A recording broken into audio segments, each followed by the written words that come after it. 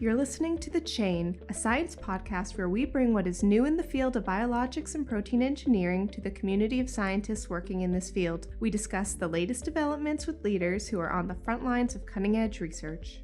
On episode 2, Dr. Daniel Chen sits down to speak with Dr. Teemu Junttila, a senior scientist at Genentech, for Science Commune, a series that goes beyond the research to explore what inspires and motivates scientists in their careers, from bugs in the forest to bispecific antibodies targeting solid tumors. In 2003, a massive public international effort known as the Human Genome Project was completed. Since that time, we've known what makes up every little piece of what makes us humans. And conversely, every gene or protein we can target for the treatment of disease. However, more than 15 years later, there is an explosion in new types of therapeutics. Drugs that look different than the small molecules or antibodies of the past. These drugs can look like engineered protein fragments, modified pathogenic viruses, and even cells that have been fundamentally altered to behave differently. Where is this all going? And who are some of the scientists that are going to lead the way? This is Science Commune, and I'm Daniel Chen. I'm joined today by Teemu Junttila, scientist at Genentech. Teemu, it's been amazing watching the work that you've been putting out over the last few years in this field. But how did you end up being a scientist? Well, let's start from my background is biology rather than in medicine. So I am a biologist by training. I grew up in Finland where there's a lot of nature. And my immediate family, my mom and dad and my brother, we spent a lot of time wandering around in woods and on the field. And I think that's probably where the inherent interest in nature and biology came from.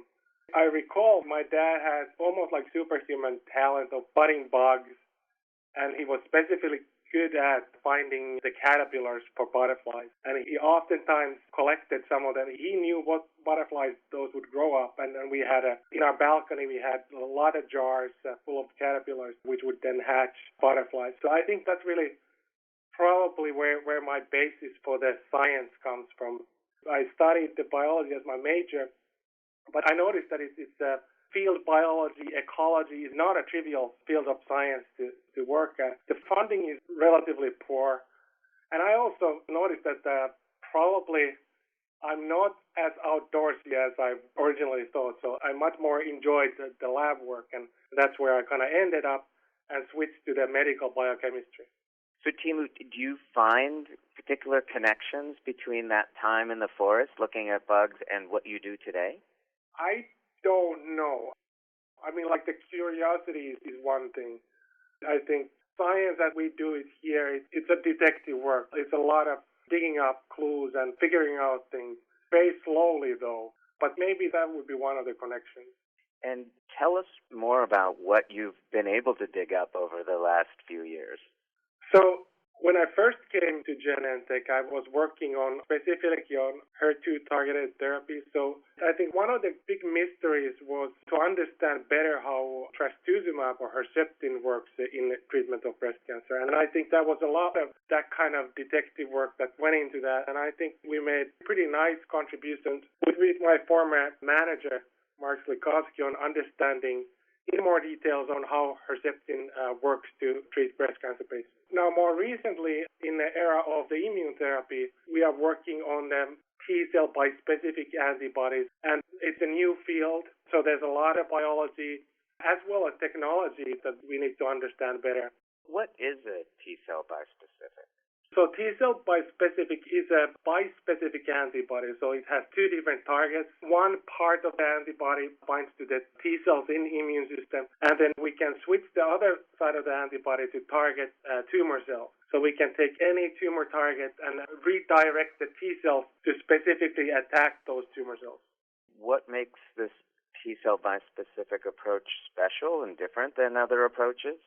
So I think one of the unique features of these therapeutic antibodies is the extreme potency of the molecules. So T cells are extremely potent in killing of their target cells. So if we can controllably unleash the power of T cells to specifically attack the tumor cells, it has already been in clinics demonstrated to be extremely powerful. Then on the other hand, that comes with the great risk. So if that T cell activity is misdirected, that has a potential to really harm normal. And finding that balance is where we have to really understand both our tools as well as the biology of the T cells.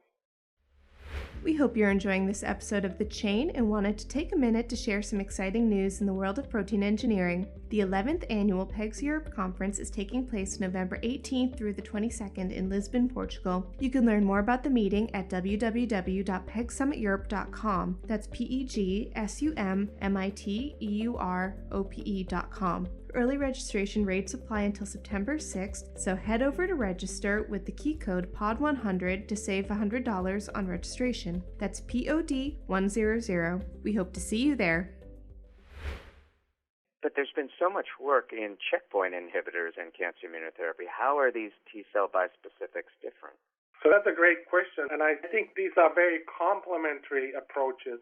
Some of the biggest differences for the different modalities are that the checkpoint inhibitors typically are dependent on pre-existing immune response to the tumors. So they tend to work in the highly mutated tumors, whereas we can use these bispecific molecules to basically generate a polyclonal immune response to the tumor. So we don't have to have any pre-existing anti-tumor immune response. We can take just a normal bystander T cell and make that attack the tumor cell. So I think that's probably the biggest difference between these treatments. So Teemu, was there one moment where you realized, oh my goodness, this is really going to work? T-cell bispecifics are going to work in solid tumors.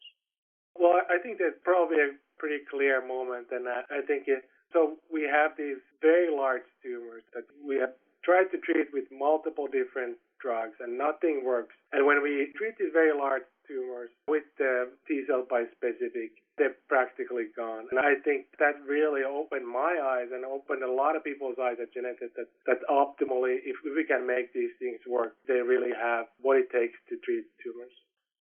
So for these T-cell bispecifics, what are the challenges that lie ahead in terms of making them useful for patients with solid tumor indications?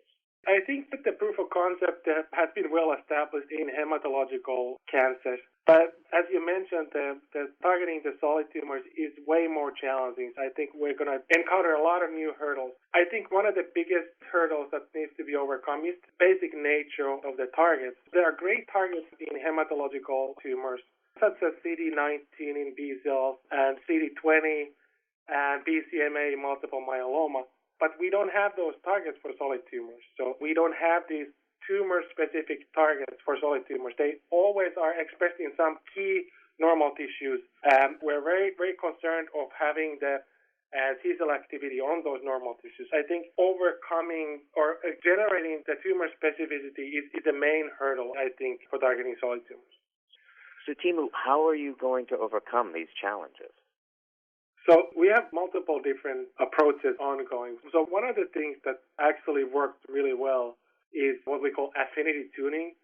We're able to exploit the high dynamic range of HER2 expression. So HER2 is a target where the expression level is very high in tumors and low in normal tissues. So we can exploit that dynamic range, and by tuning the affinity, so we lower the monovalent binding to HER2. Such a low affinity does not bind to normal tissues that express low level of HER2. And we put two of these pieces in tandem, so it gains avidity effect. And that avidity effect allows the molecule bind specifically when the expression level of HER2 is very high. So that then generates tumor specificity to that molecule. And that trick worked really well in case of HER2, and there's some evidence that it works also in case of other solid tumor targets. So that's something that we're pretty excited about, and that overcomes some of the limitations of solid tumor targeting. So you can actually tune this therapeutic engineered antibody you're making to just target the tumors? That's right. So It's a very complicated process, and it's dependent on multiple different variables. So you have to put a lot of work on this. But yes, it's doable, and there's evidence that it's doable for multiple different targets. We're just using HER2 as we're very committed to HER2 generally in cancers.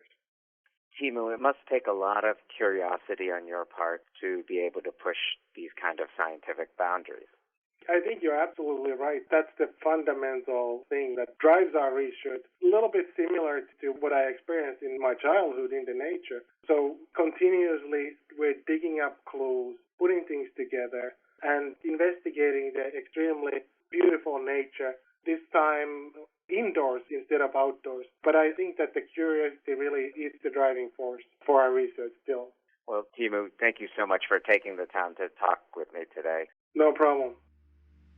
Thank you for joining us on The Chain. Tune in next time for more conversations about science, research, and exploring the world of protein engineering. You can learn more about today's conversation and submit a proposal for future episodes at healthtech.com/thechain.